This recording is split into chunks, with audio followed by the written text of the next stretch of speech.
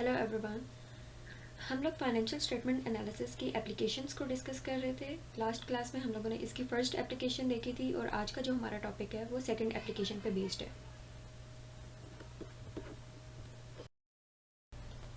पहली इसकी एप्लीकेशन जो हम लोगों ने डिस्कस कर ली है ऑलरेडी, वो इवेल्युएटिंग पास्ट फाइनेंशियल परफॉर्मेंस है, जिसमें हम लोगों ने सारे पास्ट फाइनेंशियल्स को चेक करना था एक एनालिस्ट के नाते।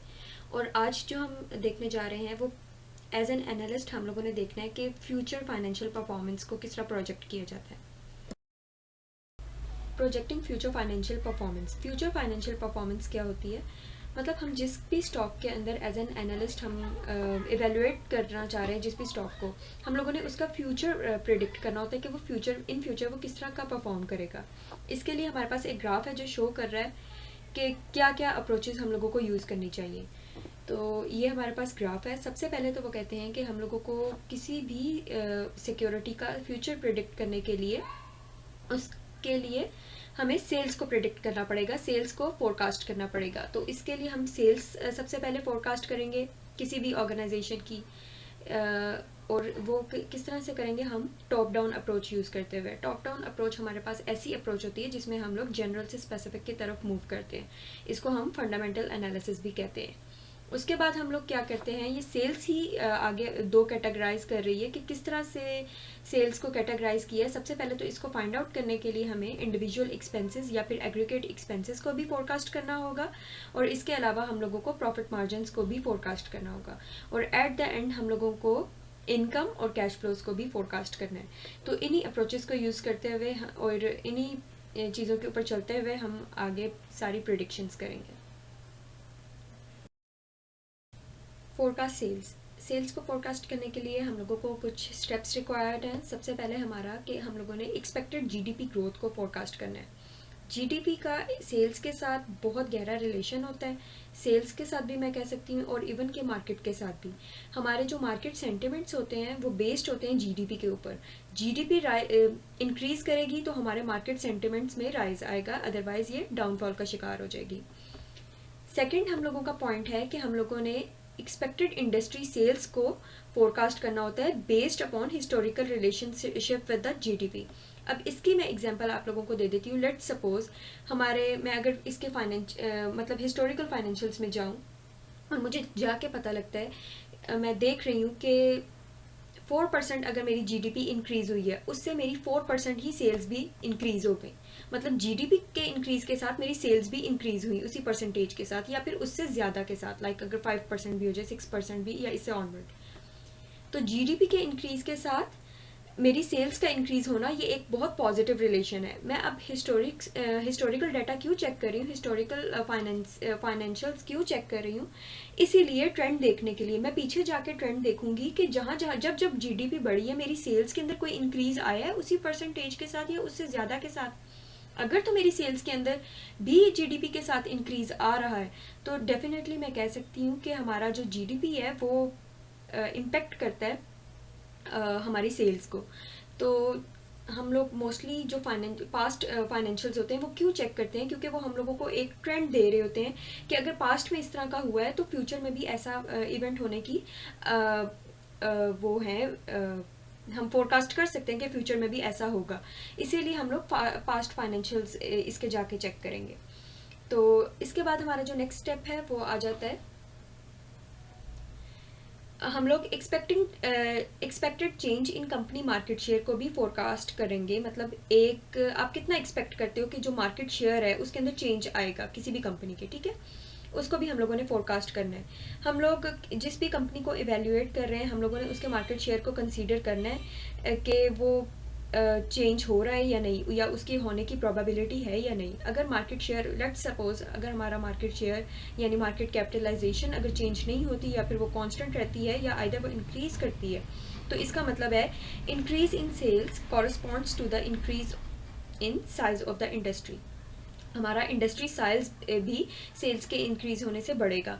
तो ये सब हमारी फोरकास्टिंग टेक्निक्स हैं जो हम लोग सेल्स को फोरकास्ट करने के लिए यूज़ करते हैं, क्योंकि हमारा जो साइज ऑफ इंडस्ट्री है वो डेफिनेटली सेल्स से बढ़ेगा, और इन सब चीज़ों को इवेल्युएट करना, इन सब चीज़ों को प्रिडिक्ट करना हमारे लिए बहुत ज़रूरी है। अगर हम एज एन मार्केट एनालिस्ट, तो ये हमारे पास कुछ मेथड्स थे जिनके ज़रिए हम लोग फोरकास्टिंग कर सकते हैं।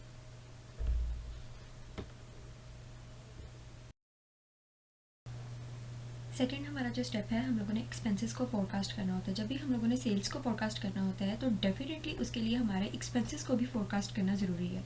तो वो कुछ स्टेप्स हैं। सबसे पहला तो हमारा स्टेप है कि हम लोगों ने हिस्टोरिकल मार्जिनस को यूज़ करना है। स्टेबल फॉर्म्स, मतलब अगर हम लोग स्टेबल फॉर्म्स को एस्टिमेट कर रहे हैं, ऐसी सिक्योरिटीज़ को इवेल्यूएट कर रहे हैं जो स्टेबल फॉर्म्स से एसोसिएटेड है, तो उसके लिए हम लोगों को हिस्टोरिकल मार्जिनस को यूज़ करना होगा। स्टेबल फॉर्म्स हमारे पास कैसी होती हैं? मोस्टली जो लार्ज फॉर्म्स होती हैं और जो मोर डाइवर्सिफाइड होती हैं, वो जो अपने फाइनेंशियल मैनेजमेंट अच्छी कर लेती है, रिस्क मैनेजमेंट अच्छी कर लेती हैं, अपने रिसोर्सेज को अच्छे से एलोकेट कर लेती है, इसके अलावा वो बड़ी होती हैं और डाइवर्सिफाइड होती हैं। इस तरह की फॉर्म्स को हम लोग स्टेबल फॉर्म्स कहते हैं। जब हमारी सिक्योरिटीज स्टेबल फॉर्म्स से एसोसिएटेड होती हैं तो हम लोगों को हिस्टोरिकल मार्जिन की बेस पे उनको एस्टिमेट करना होता है। हिस्टोरिकल मार्जिन में हमारे पास क्या क्या आ जाता है? मतलब हम लोग gross profit margin, operating profit margin, इन चीज़ों से उन फर्म्स के एक्सपेंसेस, फ्यूचर एक्सपेंसेस को फोरकास्ट कर सकते हैं। सेकंड हमारे पास आ जाता है फॉर लेस स्टेबल फर्म्स, मतलब कोई भी ऐसी फर्म्स जो लाइक हम कह सकते हैं they don't have the ability to manage their finances effectively या एफिशिएंटली, या फिर हम लोग कह सकते हैं जो फर्म्स ऐसी हों जो नहीं हैं। तो ऐसी फर्म्स जो लेस स्टेबल हों उनके लिए हम लोग क्या करेंगे कि हम लोगों को हर एक्सपेंस आइटम को खुद ही अपनी एस्टिमेशंस की बेस पे खुद ही एस्टिमेट करना पड़ेगा। इसके लिए हम उनके हिस्टोरिक फाइनेंसेस की तरफ नहीं जाएंगे, लाइक ग्रॉस प्रॉफिट मार्जिन। हम लोगों को हर एक्सपेंस को अलग-अलग करके कैलकुलेट करना पड़ेगा लेस स्टेबल फर्म्स के लिए। उसके बाद हम लोगों को एक बहुत इंपॉर्टेंट पॉइंट है कि नॉन रेकरिंग आइटम्स जो होंगी उसको रिमूव करना पड़ेगा। नॉन रेकरिंग आइटम्स क्या होती हैं या नॉन रेकरिंग एक्सपेंसेस क्या होते हैं? मतलब ऐसे एक्सपेंसेस जो बार बार अकर नहीं होते। तो इस नेचर के जो एक्सपेंसेस हैं हम लोगों को उनको रिमूव करना है। उनको रिमूव क्यों करना है? क्योंकि जो हमारी फोरकास्ट है वो सिर्फ रेवेन्यू आइटम्स और एक्सपेंस आइटम्स से कंसर्न्ड है जो बार बार अकर होंगे। हम लोग उन चीज़ों को इंक्लूड हरगिज़ नहीं करेंगे जो बार बार अकर नहीं हो रही और उनका कोई कंसर्न नहीं है हमारी फोरकास्ट से, और वो हमारी फोरकास्ट में कंसीडर नहीं की जाएंगी। इसीलिए सिर्फ जो रेकरिंग आइटम्स हैं उन्हीं को इंक्लूड करना है और नॉन रेकरिंग आइटम्स को एक्सक्लूड करना है। नेक्स्ट स्टेप है हम लोगों ने इंटरेस्ट एक्सपेंस को भी एस्टिमेट कर देना है based upon the level of debt. अब जो इंटरेस्ट एक्सपेंस है हम लोगों ने उसको सेपरेटली टैक्स एक्सपेंस से कैलकुलेट करना है। मतलब हमारे पास होता है इंटरेस्ट एक्सपेंस, एक होता है हमारे पास टैक्स एक्सपेंस। जो अमाउंट ऑफ इंटरेस्ट एक्सपेंस होती है ना, वो क्योंकि हमारे पास टोटली डिपेंड कर रही होती है लेवल ऑफ डेट पे और इंटरेस्ट रेट पे। तो हम इन शॉर्ट ये कह सकते हैं कि combination of interest rate and level of debt is defined as the interest expense. तो हमारा जो इंटरेस्ट एक्सपेंस है ना, हम लोगों ने लेवल ऑफ डेट, जितना कंपनी एक डेट को ऑन करती है उसकी बेस पे और इंटरेस्ट रेट की बेस पे हम लोगों ने जो इंटरेस्ट एक्सपेंस है उसको फोरकास्ट करना है या एस्टिमेट करना है। और एट द एंड हम लोगों ने जो टैक्स एक्सपेंस आ जाता है हमारे पास, नेक्स्ट पॉइंट, जो टैक्स एक्सपेंस है इसको सेपरेटली हम लोगों ने कंसीडर करना है, इसको सेपरेटली हम लोगों ने इवेल्यूएट करना है और एस्टिमेट करना है। इसके लिए हम लोग क्या करेंगे? हम लोगों को टैक्स रेट का एस्टिमेट लगाना है और obviously we should have estimate of the earning before tax. Earning before tax हमारे पास कैसे आएगी?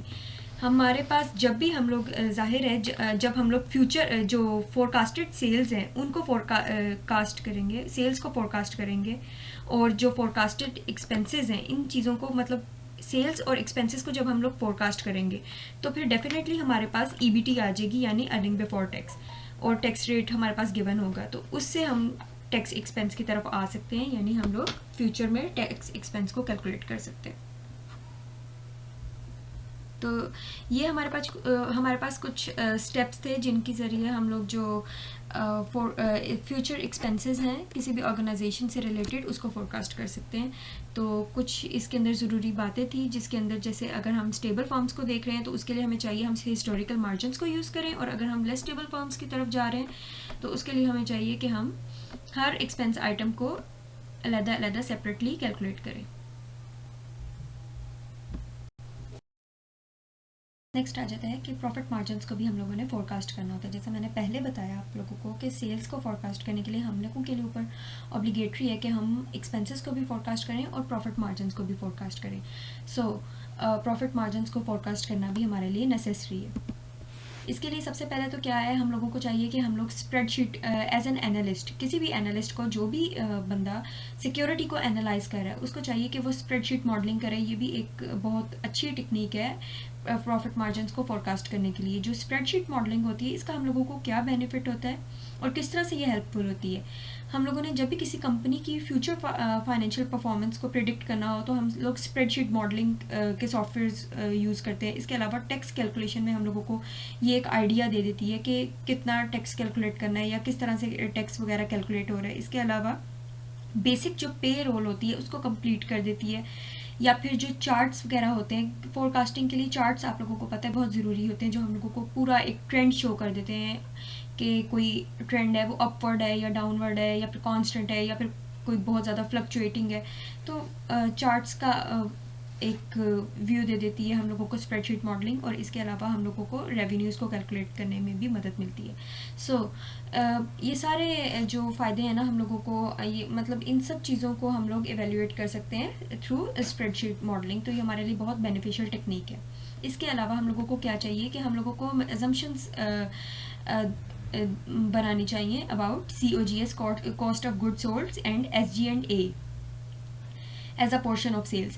मतलब जो COGS होती है ना वो हमारी डायरेक्ट कॉस्ट होती है। मतलब कोई भी प्रोडक्ट हम यूज़ कर रहे हैं ना तो उसकी डायरेक्ट कॉस्ट के ऊपर भी हम लोगों को अजम्पशंस बनानी चाहिए इन फ्यूचर, मतलब उसके ऊपर कितना COGS आएगा। और जो SG&A होती है वो अदर कॉस्ट होती है, मतलब जो ऑपरेटिंग हमारी एक्टिविटीज़ होती है ना उनसे रिलेटेड जो अदर कॉस्ट होती है उसको हम SG&A के अंदर लेके आएंगे। तो इन चीज़ों को भी हम लोगों को फाइनेंशियल्स को फोरकास्ट करने से पहले, जो फ्यूचर फाइनेंशियल्स हैं उनको फोरकास्ट करने से पहले हम लोगों को COGS और SG&A का भी आइडिया होना चाहिए। इनके मुतालिक भी हम लोगों को अजम्पशंस बनानी चाहिए। सो प्रॉफिट मार्जिन की ये दो टेक्निक्स बहुत इंपॉर्टेंट है, जिसमें पहली हमारे पास स्प्रेडशीट मॉडलिंग आ गई और दूसरी COGS और SG&A को के मुतालिक अजम्पशंस बनाना।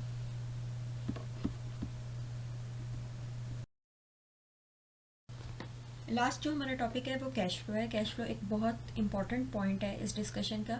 कैश फ्लो क्या होता है? कैश का आना या जाना, इनफ्लो या आउटफ्लो ऑफ कैश। तो एक एनालिस्ट के लिए ज़रूरी है कि जब भी वो किसी सिक्योरिटी को या किसी स्टॉक को एनालाइज कर रहा हो, इवेल्यूएट कर रहा हो, तो उसके कैश फ्लो की प्रेडिक्शंस लाजमी करे, यानी उसके कैश फ्लो को लाजमी फोरकास्ट करे। इसको फोरकास्ट करने के लिए किन किन चीज़ों को हम लोगों को कंसिडर करना चाहिए? सबसे पहले तो working capital. We definitely have to estimate change in working capital. Working capital को लाजमी हम लोगों को कंसिडर करना चाहिए कि उसके अंदर कितना चेंज आएगा। मिस जस्ट एन एग्जांपल कि अगर हम एग्जांपल लें, मैं अगर एग्जांपल लेती हूँ कि जो हमारा वर्किंग कैपिटल है वो इंक्रीज़ हो रहा है, तो डेफिनेटली हमारे इनकम स्टेटमेंट पे तो कोई फ़र्क नहीं पड़ेगा, लेकिन ऑब्वियसली हमारा जो उसका इम्पेक्ट होगा उसके इंक्रीज़ होने का, उसके कैश फ्लो पे लाजमी पड़ेगा। क्योंकि इन्वेंट्री हमारा कब इंक्रीज़ होता है? जब हम इन्वेंट्री को परचेज़ करते हैं, और परचेज़ करने से क्या होगा? हमारी जो कैश होगी वो आउटफ्लो होगी, और आउटफ्लो होने से क्या होगा? इसका डायरेक्ट इम्पैक्ट होगा हमारे कैश फ्लो पे। सो हम लोगों को वर्किंग कैपिटल को लाजमी उसके अंदर कितना चेंज आएगा इसको एस्टिमेट करना है। और सेकेंडली वो हम लोगों को जो इन्वेस्टमेंट एक्सपेंडिचर्स होते हैं, जब हम लोगों ने किसी चीज़, मतलब एक ऑर्गेनाइजेशन ने या एक कंपनी ने किसी चीज़ के अंदर इन्वेस्ट करना होता है, तो इन्वेस्टमेंट से रिलेटेड जो एक्सपेंडिचर्स होते हैं डेफिनेटली इसका भी कोई इनकम स्टेटमेंट पे इम्पैक्ट नहीं होगा, लेकिन जो कैश फ्लो स्टेटमेंट है उसके ऊपर आएगा, क्योंकि इन्वेस्टमेंट भी हम तभी करते हैं जब हम लोग किसी चीज़ के अंदर इन्वेस्ट कर रहे हैं। उससे क्या होगा? कैश आउटफ्लो, और कैश आउटफ्लो से क्या होगा? हमारा कैश फ्लो स्टेटमेंट बहुत अच्छी तरह मुतासिर होगा। तो इसीलिए इसकी जो एस्टिमेशन है वो भी ज़रूरी है। और एट द एंड हम लोगों को डिविडेंड पेमेंट्स को भी कंसीडर करना चाहिए। हम लोगों को एस्टिमेट करना चाहिए, फोरकास्ट करना चाहिए एज एन एनालिस्ट कि क्या डिविडेंड पेमेंट्स एस्टिमेटेड हैं एक कंपनी के लिए फ्यूचर में। इस इंफॉर्मेशन से हम लोग जो कंपनी की ओवरऑल कैश फ्लो है वो प्रोजेक्ट कर सकते हैं। ये थी आज की सारी डिस्कशन। हमारी सेकंड एप्लीकेशन भी पूरी हो चुकी है, और किसी का कोई क्वेश्चन हो तो कमेंट सेक्शन में पूछ सकता है।